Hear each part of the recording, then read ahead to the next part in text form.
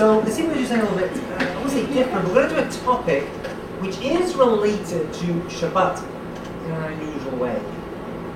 And that's a topic which, I don't think it's in a bad way, but it's been hijacked by a certain, and they've done a good job at doing this, been hijacked by a certain group within the Jewish community. And they've really made this as their motto. And I don't know why, but everyone else thinks, well, they're discussing it, we don't need to discuss it. But that's a great mistake. Because it's really a major part of Jewish life and Jewish thought, I should say. And the discussion is the idea of the Moshiach. That expression before, Moshiach. What is this idea? Is it a Jewish thing? Is it a Christian thing? Idea of a Messiah? What are we meant to be thinking about this idea? Have anyone heard of this before? Have you heard the idea of Moshiach? Why? You give it an obvious thing? No, I think it's a little bit ridiculous. Ah. Do you know what it really is all about?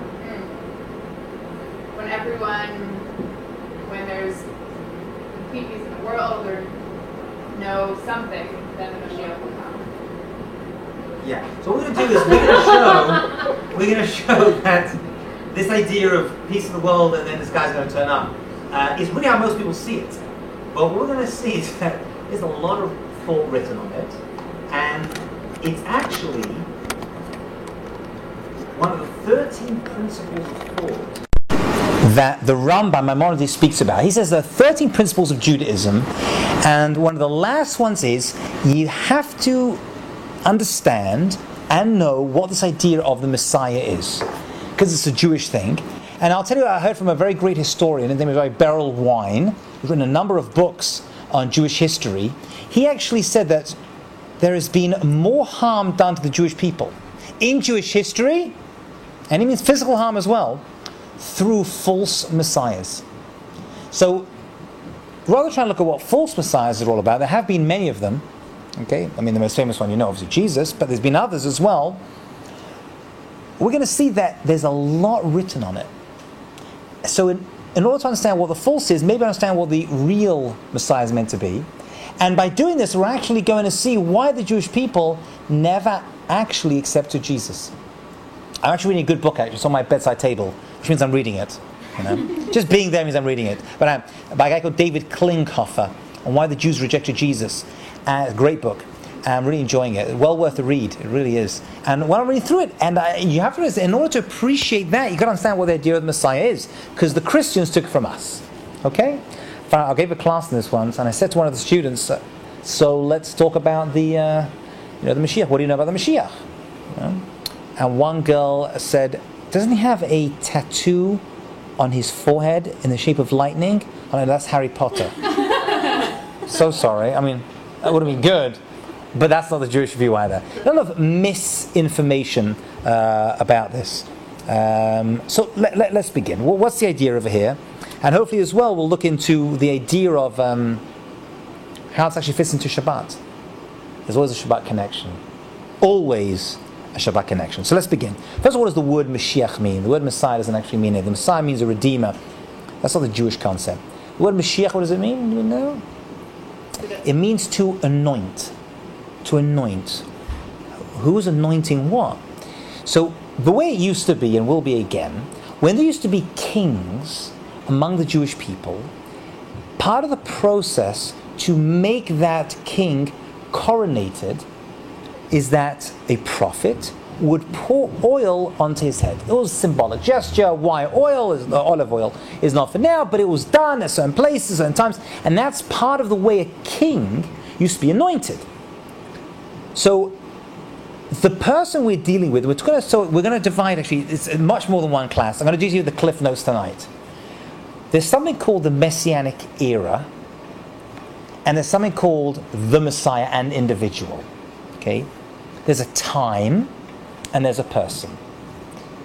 The person, in order to be the Mashiach we're going to see, is going to be a king. What makes you into a king? Right? It's like, you're Prince Charles, next up for the throne or something. What's up with that? Let's skip him. Let's do William. He's so much better looking. Looks like his mother. We'll take him instead. What is that? So in order to be king, you have to actually be a direct descendant of King David. King David, who is the, which number king? Second king, right? King Saul was the first, from the tribe of Yehuda, Judah. Okay. In order to be the Moshiach, who, why, what, we'll see in a second. But in order to just have that job, you have to be a son after son after son after son after son, ben acha ben acha ben acha ben, from David HaMelech, from King David. Okay? That is a given. What's interesting is that if you look in the New Testament to see Jesus' as a side point, his lineage, there are actually two versions. Well, first of all, it was meant to be immaculate conception. That means he had no father. So right away we're like, okay, well, something's off over there, right? Nowhere in the Jewish sources does it say anything about an immaculate. That's not a Jewish concept, right? He's going to be a normal person of flesh and blood with a mummy and a daddy, and he's going to grow up, and he's going to have a certain job. We're going to see. Are you cold with the AC on? Are you okay there? Is it too much? You okay? You sure? Okay, fine. Women have different. Women like it freezing. My wife's like that. I'm like, I'm freezing, but I'm like, you want to on the table? No, it's just like, I'm quite warm. My wife is like, okay, fine. Okay. So the word Mashiach actually means, doesn't mean a redeemer, a Messiah. It means anointed. That means his kingly status. It's actually made up of 4 letters: Mem, Shin, Yud, and Chet. Okay, those are the 4 letters of the word Mashiach. So the Talmud says, actually, Mashiach isn't going to be his name, but it's actually made up of 4 names. Mem is for Menachem.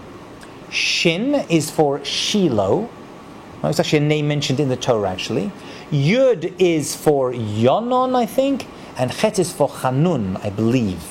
Those are the 4 potential names of the Mashiach, which got the Lubavitch movement, who I referred to a little bit earlier, because they're very into the Mashiach thing, very excited because their Grand Rebbe, who has since died, but his name was Menachem. Okay, so they got very excited, about that fact. Okay, so what we're saying is this: Jewish history, this is very important, has a beginning, a middle, and an end. That's what we're really saying over here. The beginning we know about, right, the idea of Adam and Eve and the whole story, and that went right through. Then he got to the time about Abraham, and a whole new section started, and there will be a final section as well. 6,000 years, the world will exist as we know it. It's not going to destroy itself. There's no rapture. We're not going to get sucked up into the heaven, right, leaving our clothing behind. None of like, right? It's just not going to happen. That means that there will be a significant change at the maximum by 6,000 years. That's the Jewish concept. This is based upon the first verse of the Torah, which is Bereshit bara Elohim et hashamayim v'et haaretz. In the beginning, God created heaven and earth. There are 6 letter alephs in there. The letter aleph, actually, the word elef, and it means 1,000. That's what they say. So there is going to be some kind of change. That change will happen instantly, but there's going to be a lot of events, which we're going to see, if we have time tonight, that are going to happen in the world before that actually happens. Okay? And a lot of them. An obvious change? Will we know? There will be. I'm going to list them out for you. I'll give you an example right now. For example, it was said that the Messiah is close when the Jewish people return to Israel. Now that may sound fairly, but remember the Jewish people have been outside of Israel for 2,000 years. For someone to turn around and say that means for 2,000 years we have not been in the land of Israel. We're also going to see that in order for the Messiah to come along and be the Messiah, he's going to have a prophet to announce him. Now what's interesting about that is a prophet can only be a prophet in the land for the Jewish people when the majority of the Jewish people are living in the land of Israel. I'll say that again. A prophet has to announce Moshiach. Okay? In order to have prophecy among the Jewish people, the majority of the Jewish people need to be living in the land of Israel. And he can only prophesy from the land of Israel. Now for 2,000 years, we did not have the majority of the Jews, because we were kicked out 2,000 years ago. America's a few hundred years old. We're talking 2,000 years, the Jewish people have been waiting and wondering a number of times, till only 60 years ago. Right? Are we ever going to get back? And by the way, according to the Christians, this was actually the curse, because the Jewish people did not accept the Messiah, that they would never really return, and they're going to be completely wandering around the world right through history. they had to change that when the Jewish people took control of the land of Israel. Right now, for the first time in 2,000 years, we are at the cusp of the majority of the Jewish people living in the land of Israel. We happen to be right there. It's interesting. It is interesting. Right? I don't understand. Which part? The majority, we're at the cusp of the Majority of the Jewish people in Israel as opposed to outside of Israel. That means for 2,000 years, the majority of the Jewish people were outside the land of Israel. Now the majority of the Jewish people, according to the experts, are in the land of Israel. Approaching those 6,000 years. Well, we're also, right, we're in the year 5771. So there's a maximum of 6,000, and then then we're basically forcing. Now the time we're going to see, what's interesting, is the whole Lubavitch thing, which they speak about, is that you can bring the end closer. There's certain things we can do. So basically we'll see there are 2 times, I'm running through this, an absolute definite time, but we're able to bring that time closer through various actions, which we'll speak about a little bit later. I'm throwing a lot at you, but if you're getting a general picture of what's going on, who this person is, what he has to do, we'll see in a second. Yes? Majority constitutes 50.1%? Yeah. I still have a hard time believing that. Believing what, the majority of the Jewish people live in Israel? Yeah. Oh, that particular fact? Yeah. Well, I hear. Yeah. By the way, it shouldn't be that way. It's a terrible thing. There should be here in America, had every Jew married Jewish and had 2 kids, there should be 26 million Jews here in America. Aren't there like 17, 18 million Jews in the world? And there's about 6 No, it's about 16 million Jews in the world. And about 7 in Israel, is that how it goes down? Again, It's close. it's close. Bibi Netanyahu stood in Ben Gurion Airport when a Nefesh B'Nefesh flight came in about 6 months ago and said, this is the cusp. Seriously? Yeah. Again, what's that based upon? It's good PR. Even if you're not, God bless, even if you're not quite there, we are very, very, very close. And a little bit more anti-Semitism in France, that'll empty out them. That's one of the biggest Jewish communities in the world, and America is a stronghold. We'll see how long for. Then why are there so many Lubavitch that believe in Moshiach? Everyone believes in Mashiach. What we're going to see is that this idea of Mashiach is not just, I'm saying they've taken along this one movement. It happens to be that many of them believed that their Rebbe was the Messiah. There are individuals within that movement. I always get the question about them. We're going to see that that's not possible because he's dead. And we're going to see the Rambam says very clearly that if the Messiah, every generation has a potential candidate, but if that individual, we see, dies, he didn't fulfill. So there's always potential. Every generation there's potential for a person to fill that particular role. Are those 4 names very prevalent among the Lubavitch? Very much so. Yeah, they love it because their Rebbe has that name. Just like, whenever your rabbi has a name, that name is used many times in your community. Especially Hasidim do that. Listen, you go back to Egypt. What do you think most of the Jewish boys were called? Menachem? Aaron. Egypt. Aaron. Most of the Jewish girls were called Miriam. Right? Not Moshe because he wasn't there most of the time. That became a later name. The other day. It was very strange. Yes, that is. Thank you for sharing. Not an older Jewish lady. That's a weird deal.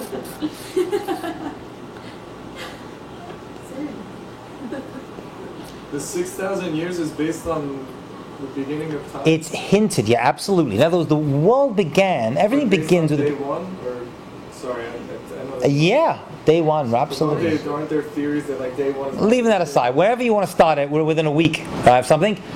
From when Adam HaRishon, when his neshama was put inside him, at that point, yes, absolutely.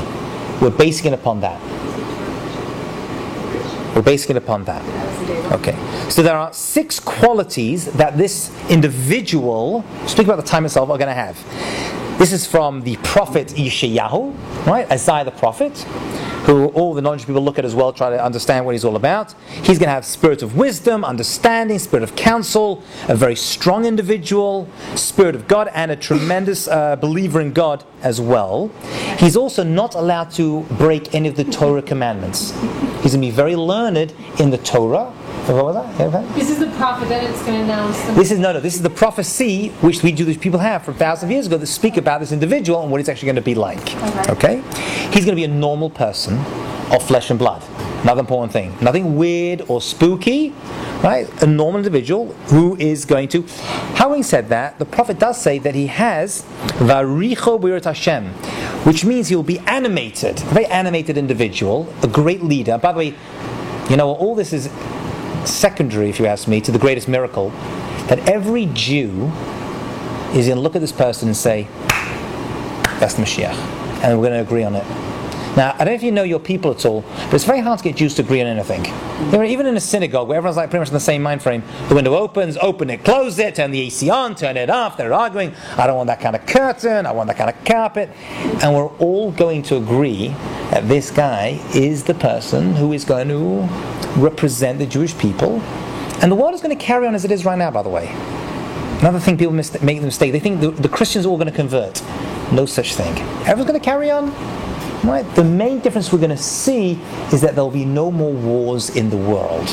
Okay? That's going to be the main change, and the dominion of the nations trying to harm the Jewish people and trying to harm the land of Israel is going to disappear. That's the main change. Is it that there's no war, or is it that the Jews... No more war. Absolutely no more war. No war for anyone? I heard some, I'm just saying, I heard things where it's that Jews will be safe and secure, which doesn't necessarily mean that there isn't... I hear the inference, but that's not the way the prophet speaks. He doesn't say the Jewish people be at peace. He'll say, and he speaks metaphorically, or some say literally, actually the lamb will lie down with the lion, and these things. These are not metaphors for the Jewish people. These are metaphors for the world. The world in general. Now, we can't even imagine, again, these concepts are so alien to us because we can't even imagine a world with no war. Start trying to think of a new color. I just can't even imagine that, considering there are, I think, 53 official wars in the world today. 53. By the way, how many are Jews involved in that point? Not many of them.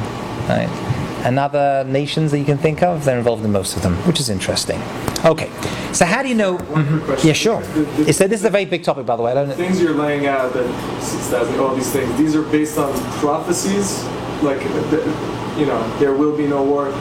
This is based on like Isaiah. No war is based upon prophecies of the prophets, which have been passed down for thousands of years. And the other things are also mentioned in Talmudic thought, but nothing from the Torah itself, interestingly enough, as in the 5 books of Moses. Why? In other words, there are hints, but nothing explicitly there. If we have time at the end, we'll try to see why that is. There's nothing explicit about that particular prophecy, which is really the prophecy of Moshe Rabbeinu. That's what the 5 books of Moses is. The later scriptures, which involves all the prophets, speak at great length. Maimonides, the Rambam, speaks at great length about it and makes it very detailed and actually tells you what to look for. Okay, so how do we know we found this individual? Says the Rambam, if a king arises from the house of David, he's a descendant. And by the way, there are individuals who trace their lineage. Do you know Jews today who trace their lineage to King David? I've met such people. And they have what's called a Seder Yichus. Now, during the Second World War, many of these were lost. But many people have them. For example, the Maharal of Prague, if you can trace yourself back to him, which is whatever that, 400 years ago or something, he had a list, right? And he's known that he came from Rashi. And Rashi had documented that he came from King David. So there's many people who have what's called Seder Yichus, the ancestral genealogical proofs, right, which is very installed. That was like genealogy. Now people are very, very interested in it. Was the Lubavitch rabbi a descendant of David? Or? He claimed that he was. I believe so, yeah. Okay. This idea where everyone's like focused on him because they became like Moshiach, but in every generation there's always someone who claims that he is. This is not new. Don't think he's the... and he was a very, very holy and great man. Made no mistake. He's just dead. You know, of blessed memory. Yeah. So he's going to be from the king of David, very learned in Torah, involved in all the mitzvot. If this individual comes along and starts to annul mitzvot, over. Number 4, there's 3. Number 4, if he persuades all of the Israel to the path of Torah and strengthen observance, so he's an individual who's not going to sit by himself in his room, some academic, he's going to be very involved in the world. He'll be like a known figure. A known individual is going to be out there speaking to people. You're going to know who this individual is. If he fights the wars of God, right, which means there'll be certain battles, and he's involved in those battles somehow, we're not sure, you can presume that he could be. If he continues and is successful, he defeats all the non-Jewish nations around Israel, and And he builds, and this is the big one, the third temple on its place. What does that mean? Well, you could build that temple wherever you want. We'll build a temple in Tel Aviv. Do it in New Jersey. Right? Do it in Haifa. No. It's got to be in the exact location of the second temple. Now, nobody alive today, as far as I know, knows that. He's only going to know that through his prophetic ability. And if he gathers all the Jews who are exiled around the world to the land of Israel, then you've found your Messiah. That is the checklist, the 8-point checklist. Okay? Let's talk about this Israel thing for a second.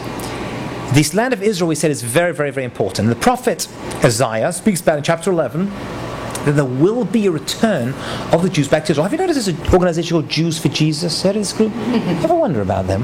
Why do they exist? Why is there no Mexicans for Jesus? Or Puerto Ricans for Jesus? Why are they picking on the Jews? Well, there's two opinions on this. And first of all, that particular group are there to convert Jews. Okay? Jews specifically. Why? Because according to Christian theology, and there are different opinions within Christian theology as well, but let me generalize. In order for something, tell me if this sounds familiar. In order for Jesus to return, because he died, in order for him to turn back on the scene, we need to have most of the Jews in the land of Israel, and then the rapture can happen. Sound familiar? Right? Most of the Jews back in the land of Israel. I wonder where they got that one from. Right? Now, the debate is out. There are many Christians who are helping Jews to move back to Israel. Now, those individuals may not be Jews for Jesus. They are usually evangelicals. And the jury is out among the rabbis in our generation whether that's a good thing or a bad thing to take their money. I'm giving this a little bit of background, arguing whether it's okay to take their money and we're talking a lot of money. These are rich individuals. We're talking about the whole center section of the land of America, right here in the US, are focused on this. One opinion is they see us as the chosen people, and it says very clearly in the Torah, right? Those people who treat the descendants of Abraham well will be blessed, right? And those who do not will not be. And they really believe the land of Israel is the true homeland for the Jewish people, and it'll be a good thing for the world for the Jews to be there. I believe that to be the majority of them.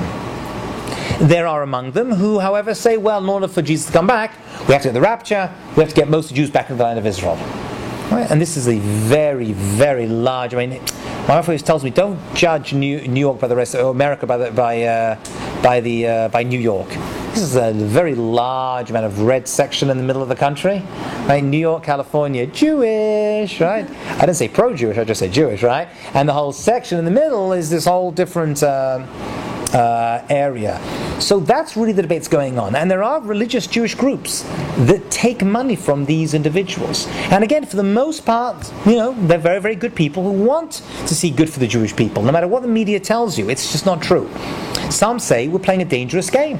Some say, you know what, let them give the money, we'll send Jews to the land of Israel and we'll let them settle over there, and when the Messiah comes, whoever it is, that'll be the final proof one way or the other. You know what I'm saying? We'll find out. Let him come. First time, second time, we'll deal with that problem when it comes to it. It's up in the air. Until now, it's up in the air a little bit. Okay?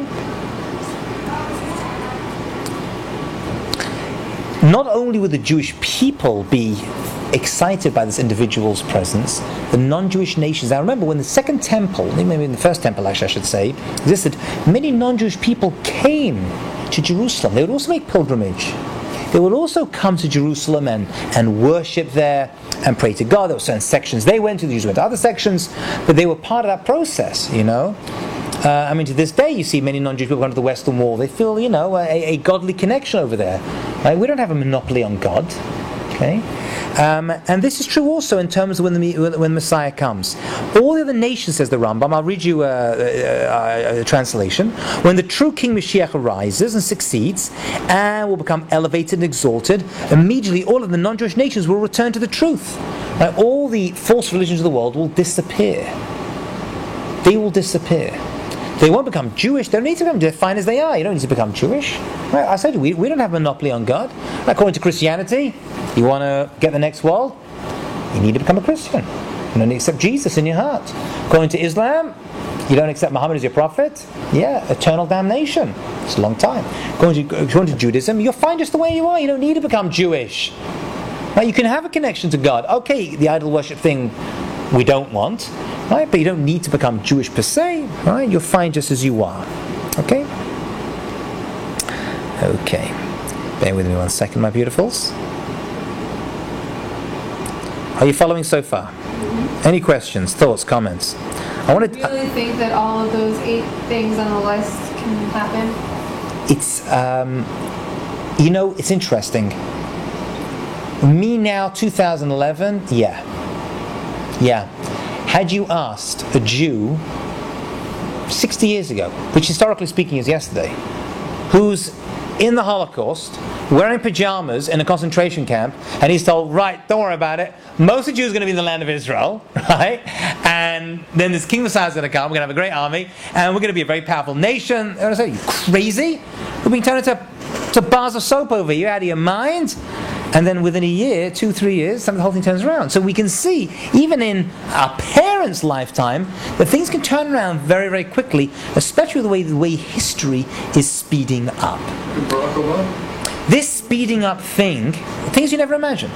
This speeding up thing we're seeing, by the way, is a Shabbat. It's a Shabbat course, so I've got to mention Shabbat. You see, Shabbat is the 7th day. 6 days and the 7th.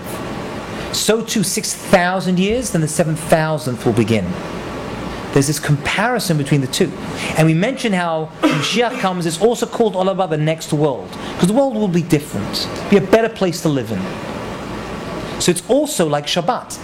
So the Messianic era is called Shabbat. What's the house like Erev Shabbat? Before Shabbat comes in, what's it like in the house? Is it calm and quiet? No, it's busy, running around, right? Get in the shower, hurry up, let's go, Shabbat's coming in. We've got 3 hours, we've got 2 hours, make dinner, put the fire on. Do we do that? Do we light this? It's running around. So too, they say that history is going to speed up towards the end. One of the signs the Messiah is actually very close is the fact that many people, right, that the world is going to speed up. It happens to be the Zohar, the Kabbalistic work, says that there's going to be a great opening and a wellspring of Torah information that's going to come into the world, of knowledge actually.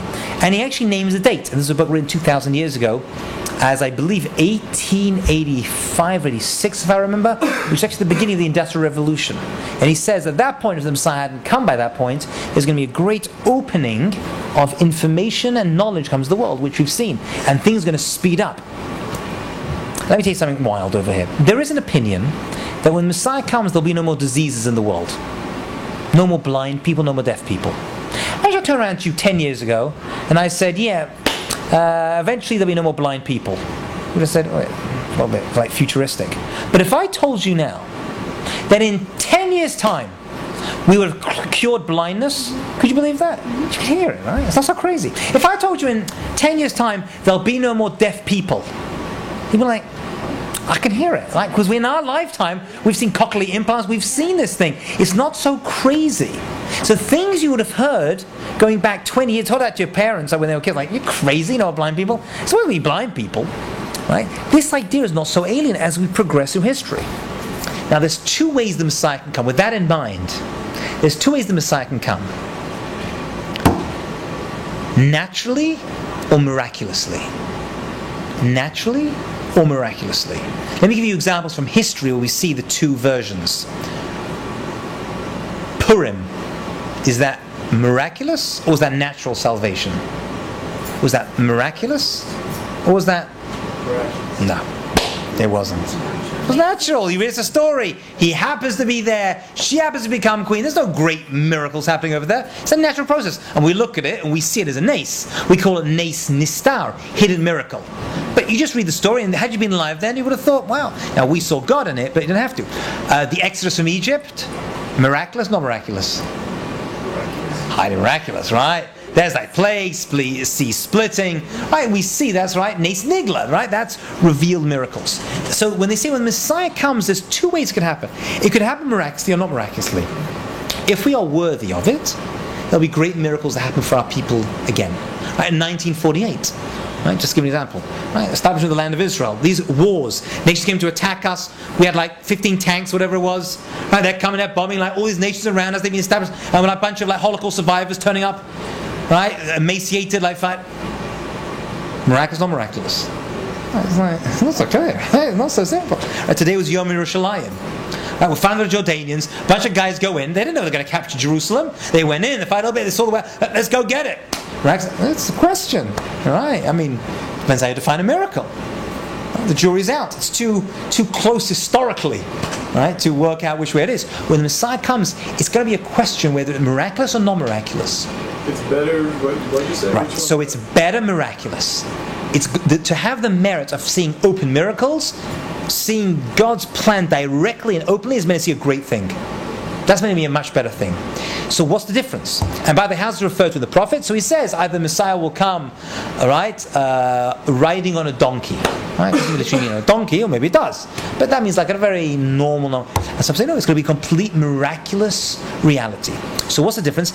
If he comes at the set time, it'll be non-miraculous.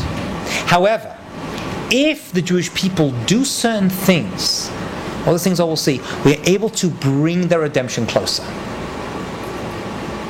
Certain things could happen that we have the ability to bring it closer. In other words, there's an end time, which only God knows, but we are able to bring that end time closer.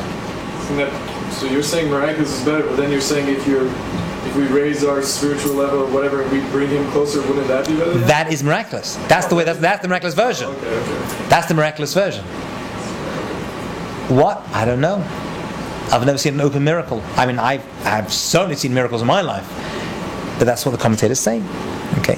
So in other words, the time is predetermined, but we have the ability to bring it closer. Okay. So what can we do? Right. So the way to figure out how to actually make this time happen quicker is to have a look at how things ended last time. So how did things end last time? With the destruction of the temple. Well, if we can work out what we did which led to the destruction of the temple, then maybe if we do the opposite, it will lead to the building of the temple, which is basically, you hear the logic? That makes sense, right? If we look back and say, we made that broke it, then if we can fix that thing, we can rebuild it. And rebuilding it's Moshiach. Right? Back in the temple. Right? Jewish people not being attacked anymore. Land of Israel safe. Right? No more border swaps and all that nonsense. Right? We can actually have it and feel safe in our land. So this is not a change that people are scared of? Oh, not at all. Okay. No, this is a very positive thing. It's a very much a welcome change. Absolutely. We wouldn't be waiting for it, anticipating it, and praying for it. People don't realize, you say in Kaddish, right? When you say Yit Gadal, right? Part of it is Mashiach. We pray for Mashiach in our prayers, right? We're praying for, people don't realize, but we're actually praying for this 3 times a day. According to the Talmud, one of the first questions you get asked when your soul leaves you and goes to the next world, were you looking forward? Did you anticipate this whole Mashiach thing? Did you realize that the world isn't perfect and there needs to be goodness? Is there anyone who's scared? Or kind? What do you mean anyone? Among the Jewish people or? No, in the world. Is there a kind of people who does not want Moshiach to come? So, that's a big question. I'm not sure, but I will say that there is a feeling of Mashiach in the air, even among the non-Jews. The Christians are getting very excited. The Muslims are also. Right? You're aware of that. The Muslims also think, they even realize they're getting close to the end. Their Messiah is called, you know what he's called? Mahdi. They also know they're getting close. And this whole Iranian guy, right, Ahmadinejad, a mad jihad, he also realized that we're getting close. And he may actually think he is the Messiah, which is a little bit scary, right? Or his mentors are, some say. So they feel as though they're getting close as well. So there's a general feeling of it. I'll say one other thing, by the way. Basically what we're saying is that royalty is going to begin again among the Jewish people. We're going to have kings again. It's coming back. This could be a reason. This is my thinking. I've heard this before, but... And a good thing about the wedding that just happened in England. We here in America, the idea of royalty, it doesn't exist. We have certain families that have power, the Kennedys, the Bushes, the Clintons. The idea of royalty we don't see. It could, I think this is based upon some sources, it could be the whole concept of there being royalty in the world. And people are attracted, I mean, we're attracted to it. We like it for some reason, right? These people aren't elected, right? They take our money, taxpayer money, but we like them, we celebrate with them. It's messianic, right? I mean, it's always been around. And certain nations, right? Let's say like America, like a republic, but it's around that we can see it. And maybe when the Messiah comes, the idea of kingship won't be so alien to us. It'll be like, well, I get this. It's not so crazy. If everything was like all democratic with no kings or queens anywhere, it would be too alien. So maybe it's in this world to help us at least understand this idea of kingship. Okay, bear with me one more second. Let's get to I'm a paperless office now. Okay. So now we're going to go back a little bit. So as well as an individual, everyone following so far? Is this interesting? Is this good? Right? As well as an that's iPad. I said iPad, right? iPad 2, by the way, in case you're wondering. So, because you have the one. What? You have iPad 1. I know you're really playing words with Tarzan. Exactly. I'm playing Angry Birds. So that'd be good, that, right? I'm like, you people are boring, man. Okay. So as well as an individual, it's going to be a time. There's a lead up to it. Certain things you're going to see in the world and in the land of Israel, which means we're getting close. One that we mentioned already, that the land of Israel is going to be run by the Jewish people. Okay, which is why when the state of Israel was created, people got very excited. And many people even added into their Shabbat prayers that we are at the beginning of the Messianic era. This is like the definite proof of it. Okay. Another thing which is mentioned is that you'll see the Jewish people return to the land of Israel, which they are. Unfortunately, most of those Jews, and I'm including myself in this, who are returning, well, many of them are coming because they're persecuted. Right? What's the biggest influx of Jews we've seen into the land of Israel? The Russians, right? From the former USSR. Right? That's because they weren't having such a good time over there. And then we saw the Ethiopians, right? Many of them, nowhere near as many as Russians. Right? Israel absorbed 1 million Russians. What that is? That means a quarter of the population, pretty much. Imagine that if, what are we in this country? 300 million or something? Imagine if a quarter of that just became, I don't know, Mexican over 10 years. I mean, it would just change it. No, it's not. No. It would change the whole country. It would be a completely different country. In fact, Israel managed to stay, Israel even with that. So we're going to see that as well. Now you're seeing the French. Every year I go back to Israel. I go to Israel 3 times a year. You know that, thank God? I hear French being spoken more and more. Right? And for the most part, these people have a love for Israel. But it's also because things are getting harder for the Jews in France. So we're seeing these people being, I say, like a toothpaste tube. You feel a bit of pressure over here, they come out over there as well. Yep. But the Aliyah from America is incredibly low in proportion to the amount of Jews that actually live here. It's unbelievable. From England it's very, very high. For the European countries it's close. For America it's like, okay. There is something called the birth pangs of Moshiach. Chevli Mashiach. The birth pangs of Mashiach. So what does that mean?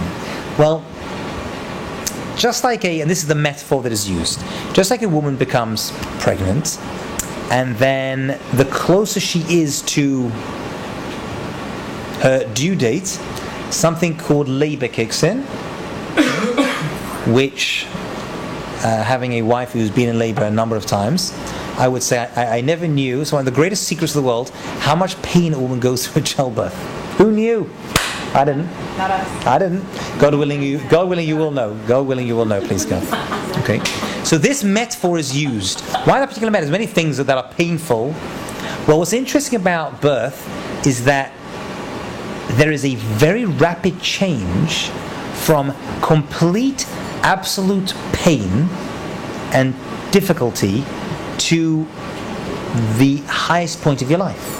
I mean, where else in life you see someone go through this horrendous challenge? The way I have epidurals now, take it easy. But tremendous, even though it's painful, tremendous pain and difficulty, right? And death, right? I mean, this baby comes out dead, and then it miraculously just comes to life.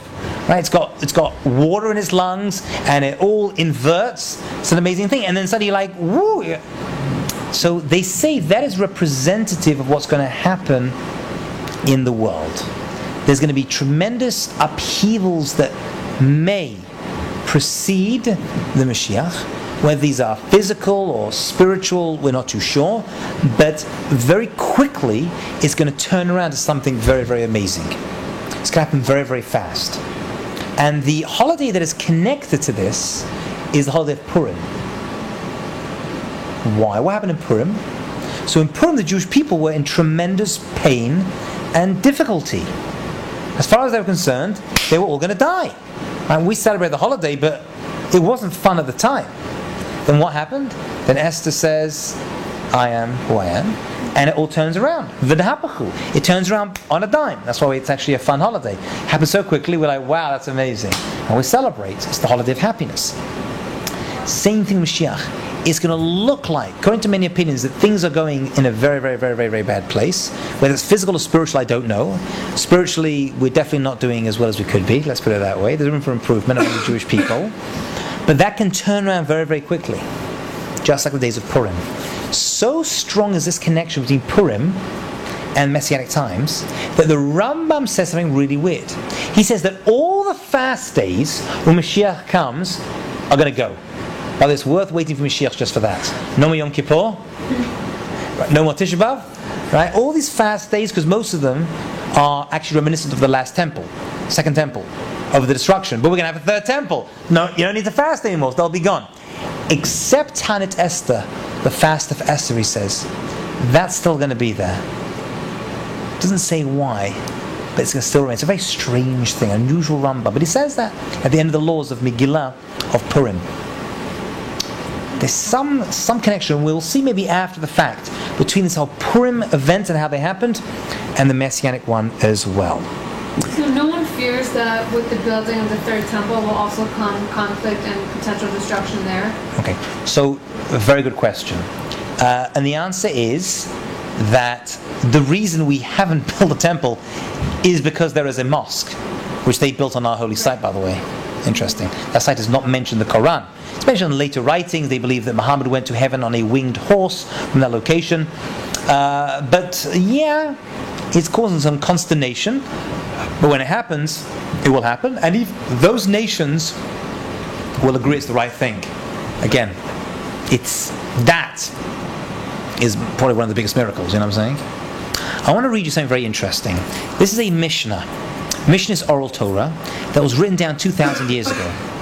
This Mishnah, at the end of the tractate of Sotah, one of the tractates over there, lists various things which will happen in the world, and when you see these things happening, you know Mashiach is near. It's like a checklist. So I'm going to read it to you in English as it appears, right? I have here the Hebrew as well if you want to see it, and tell me if this sounds interesting or possible. And then we'll look at one thing at the end. This is the Mishnah. Okay? In the times of the footsteps of Mashiach, okay, that means right before Mashiach comes, chutzpah yisageh. There's going to be a lot of chutzpah among young people. And we're going to end up, honor is going to decrease. Not going to anyone. Honor people. Honoring people is going to be very, very low. A lot of chutzpah among people. The vine will yield its fruit abundantly, but wine will be expensive. Okay? The government, and this could be referring to the government of Israel, we're not too sure, probably, will turn to heresy. Assuming there's a government in Israel itself, it's a big thing, right? That's been government for 2,000 years. The government will turn to heresy, full of people who don't believe in God. There will be none to offer them reproof. The meeting place of scholars will be used for immorality. And places of higher learning will be very, very immoral. Okay. The Galilee will be destroyed and the borders made desolate. What's interesting is that the Galilee has been through a lot of attacks, the whole Lebanon War thing, and remember the whole fire up there wiped it out as well. It's interesting. And borders, people are going to go in for the borders, right? Gaza's border as well. Whoop, out they go. It's interesting. And the dwellers on the frontier will go begging from place to place without anyone take pity on them. Okay, I don't know what that's referring to, but I will tell you that these thousands of Jews from Gaza, right, didn't have anywhere to stay for quite a number of years, and some of them still are homeless. The wisdom of the learned will degenerate. Those who fear sin will be despised. You say, oh, I'm involved Jewishly, yeah, I like to do that, I like to do that thing. I'm like, that's crazy. What are you doing? Truth will be lacking. There's going to be a lack of truth in the world. Okay, youths will put old men to shame.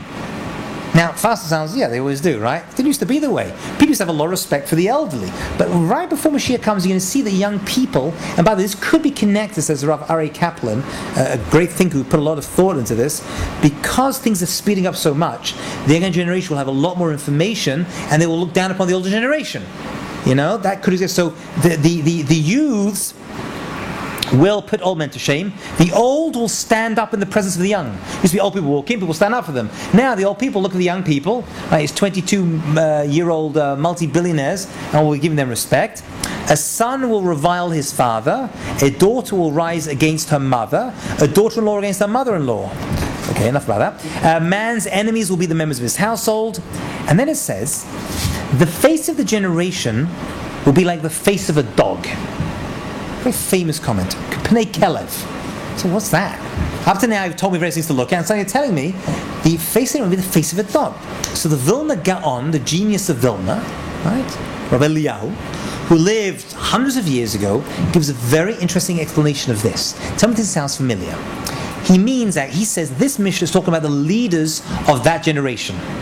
Not his generation when he lived, but the generation before Moshiach. And he says what's going to happen is, have you ever seen a person taking their dog for a walk? Mm-hmm. The dog is usually in front or behind? In front. Right, usually in front. And let's say the dog runs ahead. Now if you were to look at that scene, you would think that the dog is leading the master. If you came like an alien, you think but as soon as the master makes a left or right turn, what does the dog do? It turns its face and then it doubles back and follows the master. So you see who's really in charge. And he says that's going to be the leaders of the generation. It looks like they're leading, but really all they're doing, they're like the faces of a dog. It's not an insult, right? It means they're going to turn their face around and just go wherever they see the people going. And that's really what they're going to do. They're leading. Now, in the old days, people used to be real leaders, right? The leaders used to say it. They were the judge, the jury, and the executioner. Pretty much like dictators today. But even good leaders in the old days. Right? In times of the Vilna Gaon was like that as well. And then we have this thing called democracy, right? Which is a very good thing in our generation. But it leads to the people leading. They say it, they turn the face, and the leaders will follow really what the people are saying. Okay? And he says at that point, no one will rely upon except God in heaven. We haven't even touched this topic. We've started this. Other commentaries say that the land of Israel will bloom. When you see the land of Israel blooming, becoming very fertile, and for you it's like obvious, yeah, Jaffa oranges. Again, for 2,000 years. Look at Mark Twain, 100 years ago, wrote about his visit to Israel, and he described Israel as a dust bowl. Right? He says, I've never seen such, and he liked the Jewish people, he loved Israel. Right? He wasn't someone who spoke negatively, right? This wasn't like some sugar in the media. It's like, I don't know, Robert Fisk or something or whatever, coming and giving his interpretation. Oh, Israel, a bunch of, dirty Jews, right? He wasn't saying, this guy loved Israel. He says, this is the worst, harshest terrain. The Jews came in 1948 and suddenly, right, exporters of oranges and lettuce until we were kicked out of Gush Katif, right? And all that. We were really, we've turned the country around. Another very interesting. So what's it going to be like?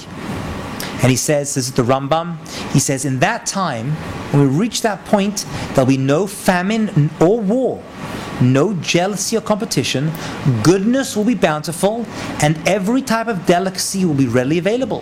The task of the whole world will be purely and simply to know God. The Jewish people will have exceptional wisdom and understand the deepest secrets of existence. They will attain knowledge of their Creator as much as humanly possible. As the verse states, the earth will be full of knowledge of God like water covers the seabed. There's a prayer we say right at the end of service, right? Just when the Jews are ready ready to leave the synagogue and go eat the kiddush, can't wait to get out, we say Aleinu l'shabeach ladon hakol lateit gudula v'yaseh bereshit, and then it finishes with the words Bayom hahu yeh Adonai echad u'shemo echad. At that point the place is empty, right, and all the talis have been folded, and everyone's downstairs like eating the gefilte fish and taking shots with crackers and herring. So, and maybe, Rabbi, you sang that so beautifully, Rabbi. Oh, the cantor did a great job. If they knew what that cantor was actually saying, right?